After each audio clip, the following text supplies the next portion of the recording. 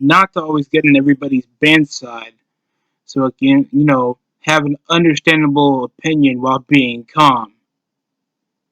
I'm just gonna say this in the stand foot that Kenny Omega comes off a one-off appearance over to Impact to address absolutely nothing but half-truths, just to pop a semblance of at least some, conversation points when it comes to Impact, even though it came to the Tessa Blanchard world title run from earlier in the year that went absolutely nowhere.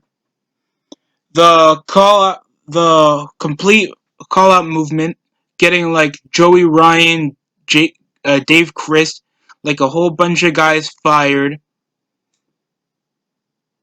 The Carl Anderson cheating on his wife, like former WWE jobber backwater coming to Impact, and now Kenny Omega, bro. And I think all this downfall has to do into like the cockroaches of professional wrestling. And it's sad too, because that was one of the major support. I also like, even though I'm still a WWE fan, I wanted Impact to like creep into the conversation. I really did, and I thought they were a bit, because I had friends of mine that were like still wrestling fans, even family members that were like, "Oh my god, you see what Kurt Angle did?" And it's like all this stuff with like the main event Mafia, there's stuff with the X Division, Abyss, AJ Styles, Booker T, Jeff Jarrett. You can't tell me that there wasn't positives back then. And now we came from like the alternative big company. You can still get paid decently well with with a shorter schedule to have a bit more free time over yourself with better creative liberty. And a wrestling writer, even though he was working in the dark, he was popping more televised ratings while he was on screen doing storylines and actually making stuff for everybody to do than just whining all because the storylines didn't go as well. Like, there's idiots that actually blame Vince Russo, even though they're already $68 million down the pot when he was booking for only 9 months, and he was fired for like 90 something until he came back 2000. And that was latter half, and he was just pushing over an authority figure gimmick at that time. Like, at least you still remember it. You remember that David Arquette was the world champion, 25 title reigns happened, dumb storylines, Viagra on a pole match, Judy Bagwell, most of the crappy pay-per-views, and you still remember the wrestlers. Yeah, it wasn't the greatest year financially for WCW, and it was probably one of the weaker times to watch WCW, but at least I remember stuff from that. I could go back and watch it be trash, and I could have a better chance remembering what the hell, uh, oh my god, Sean Stasiak did than whatever in the hell Rich Swann is doing. Because at least back then, at least people had still a build. They had suitable, notable household names in WCW. And Impact, who they have?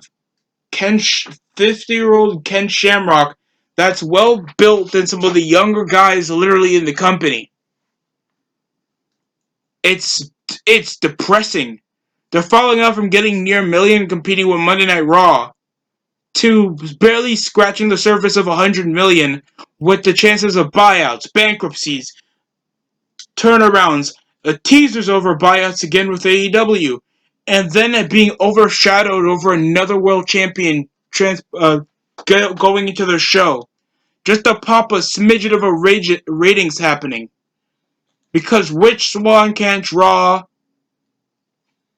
greasy ass Sammy Callahan can't draw. I think they're even doing a feud like that, even though they did that, like, I think last year. Over an injury that caused, like, a rip-off Tommy Dreamer out of Eddie Edwards. Regurgitating. Now Eddie Edwards is fat, stupid, but basically does still his high-flying maneuvers, and it looks less selfful. And it's just so underwhelming, and they want to take it as such an emotional regard that the Rascals are leaving when they only spent 2 years in the company. It still hasn't moved that much of a difference. The only technical things that I like on Impact is Cure Hogan, Suicide, and EC3 for like a short stint. I think the only people with potential there are Chris Bay and Moose. Everybody else can suck a big one. The women's division is there. There's no X division. There's no X division.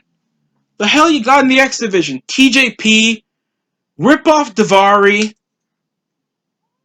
and the lack of a tag division. Don't get me wrong, it's nice to see the Motor City Machine Guns. They still look good for their age. I hate the Good Brothers with a passion. Ken Shamrock and Sammy Callahan are now a tag team for some apparent reason, even though these guys have been falling out and until now, like they're in the same page for some apparent reason. And there's no coherent major storylines to even have a brink of interest. Like we were having teasers of all the signings and all the returns with Eric Young, the Good Brothers, EC3, all this stuff, and the teaser of Aces and Eights. That never happened. And it probably had to do with some of the major firings. I don't know. All I know is Impact is digging themselves the biggest grave ever. And it's so sad. Because obviously, even though some fans shit on it, and it's literally the butt of all jokes for like over a decade, you can't tell me that you don't have fond memories knowing most of the guys that you see from TNA. And over all the indie stits, are you telling me the biggest draw to save you guys is Kenny Omega and Don Callis? Don Callis looks like a failed porn director, while Kenny looks like a bleached mop head weeaboo that obviously has no semblance of wrestling anything other than blow up dolls and random Japanese dudes with just a smidgen of actually being okay to sell for like 2 seconds when he gets German suplex in the back of his head. And one time, oh yeah, I watched it because it was a 6-star classic when Kenny Omega faced off Okada and he was still willing to go the next 35 minutes when he took a missile dropkick to the back of the head and looking like he suffered slow-mo whiplash. There's nothing compelling about Kenny Omega. At least Moxley, he has a decent build. The guy seems to be intimidating. He looks better than he did as Dean Ambrose. Alright wrestler. Seems to be a compelling speaker when he can. And he's actually cool, and people know who Ambrose is. Nobody knows who Kenny Omega is. That's mean to say, but you know I'm right. Like, what's the major storylines going on Impact anyway? We have whatever the hell Sammy Callahan's doing. It seems like Rich Swann is teasering a little bit of a feud involving Moose and Chris Bay for the world title. It's nice to see, I guess, black guys feuding for the world title being the major focus in the main event. But I keep forgetting that Lashley was also like a pretty successful world champion. And they still haven't put the belt on Moose. That I find completely stupid when he's the most legit big guy that you have that has the most accolades out of your last 3 world champions. And I'm not gonna like put these guys under the bus because they tried their best, but you had like fat indie forgettable weirdo bookers that probably all came from Ring of Honor that have no charisma, no way of getting over. These guys obviously just do the same repetitive moveset over to get some semblance of a pop and an oh in the crowd with no semblance of telling a story. And they're not compelling at all. And most whenever they say they're a good wrestler is that they can just kick out of a simple little power bomb or some crap like that, and nobody's gonna remember their matches. Like I'll remember from Eddie Edwards for most of this year is this dumb feud with Killer Cross, and then it ends up with him getting forearmed to crap by Michael Elgin when he used to be working for Impact. And then the summer happened. I don't even know where he is now. And we had Eddie Edwards as your world champion. And the only decent world champion to come out of most of this was Brian Cage a bit, and then Eric Young. And Brian Cage is now on AEW. So you could say that I'm being a bit too disrespectful, have more hope. Kenny Omega isn't going to change much, alright? There's like worse things in the world to get angry about, but it's a semblance of escapism, and I think it's declining. Even in the semblance that they think like getting 200,000 viewers over all this crap, while like AEW got near 1 million viewers over the last 2 episodes. It can tell you how much Impact is trying to leech for some spam of relevancy than actually making major storylines and making crazy moments to actually keep the show afloat and make it episodic, other than making your indie bullcrap over who shot Johnny Bravo, your crappy into lower card that has freaking pregnant ass like Filipino sumo wrestlers, like complete cruiserweights feuding for a world's heavyweight championship. Like, I like Chris Bay, I like Rich Swann, but they're not world champions. They're not. Like, make Moose have a run, make him be a rip-off MVP gimmick, and make him, like, dominate the entire thing until you guys sign, like, somebody. Or at least make him feud with Ken Shamrock or something to, like, have a semblance of some legitimacy, some reason to watch. Like, oh my god, who's on Impact? You need something to catch the eyes, not just me thinking of Kira Hogan twerking in my face. I want that to happen. Why isn't that? I'm joking. That's that's a bit perverted, but other than that, these are just some of the reasons why I think there's a decline here on Impact. It's good that they're on Access. They have ways to spend money.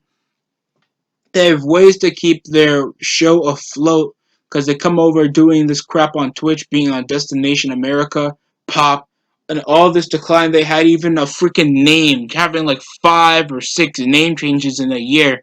That's not a good look. And when you have like a Fed that barely even spent a coffee cup, like a cup of coffee in the wrestling world, have bigger viewerships than you guys took from weekly pay-per-views over the last several years. You think you'd think you would be trying better because you spent longer out of any other Fed other than CZW and Ring of Honor.